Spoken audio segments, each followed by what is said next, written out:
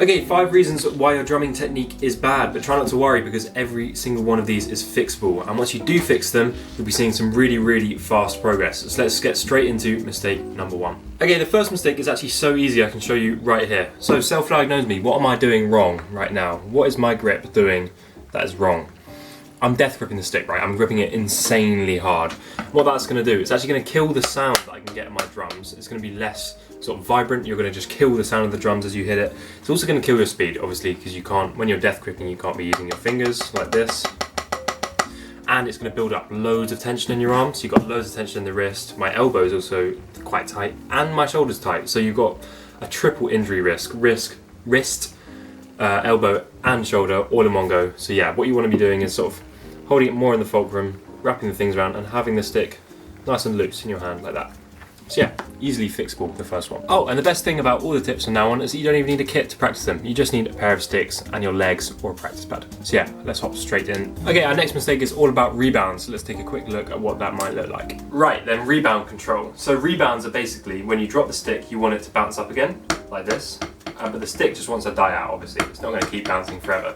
What you wanna be doing is catching it after 2 or 3 bounces like this, or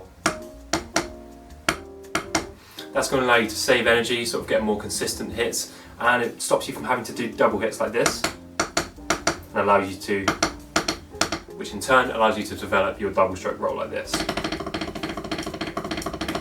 So if you're not already using rebounds, you're really missing out on a lot of potential improvements to your drumming technique and faster doubles and that sort of thing. So yeah, a really good one to learn. So when I talk about rebounds, that's what I'm talking about. Throwing and catching, like this.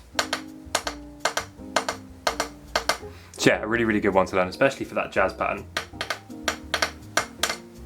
If you are still watching the video, make sure to stick around for the last mistake, drop a like and a sub, and thank you very much for making it this far. Okay, let's start thinking about whereabouts on the arm you should be using to play the drums. Let's have a quick look at that. Okay, playing from the shoulder and elbow is sort of a big sort of like pet peeve, you could say, of mine, where I would love you to be playing with the wrists and the fingers instead.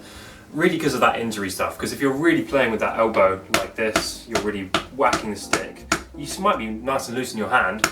If I'm playing from the elbow, my entire arm is tight, and that's going to lead to injury. So you want to have that nice relaxed shoulder, nice relaxed elbow. You want to be playing with your wrists like this. See how my arm isn't even moving, unless I'm going for some molar technique, which you don't really need to know about. But yeah, you might have some finger technique in there like this. And yeah, that's just going to lead to a more relaxed style of playing. Your drums are going to sound nicer because you're not whacking them as hard. And yeah, a really top technique to learn. Okay, this one's quite a big one, and we're talking about the weak hand. Let's jump straight into it. Okay, ignoring the weak hand, it's a super easy one to do. Everyone does it. I've done it before, obviously. And it's really limiting your speed, because you can only be as quick, basically. It's like a chemical reaction, isn't it? It's like you can only be as quick as your sort of limiting factor. So here, your limiting factor is your left hand. So you're going, let's say you're reaching here, and your left hand is not quite keeping up with your right. Certainly a thing with mine, so I need to work on it more. But yeah, what you can do is when you're practicing, practice double on your left hand to your right hand. So if I'm practicing 4s,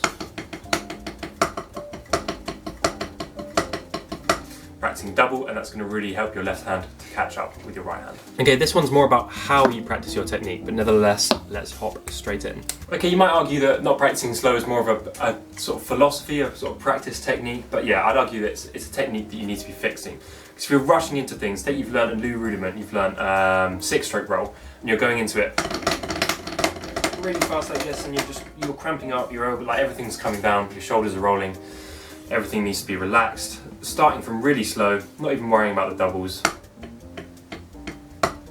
it's really going to help you to sort of catch those faults in your technique before you rush on playing the sort of fast stuff like this, which you need to have really good technique to play. It's going to catch it early, prevent you from getting injured, and make everything sound a lot cleaner when you transition it to the kit. Okay, do let me know which mistake hit home the most for you, which one you're going to practice. If you have enjoyed the video, do drop a like, drop a sub. Go check out some other videos. All my equipment's in the description, so go check that out. And yeah, have a good rest of your day. Thanks.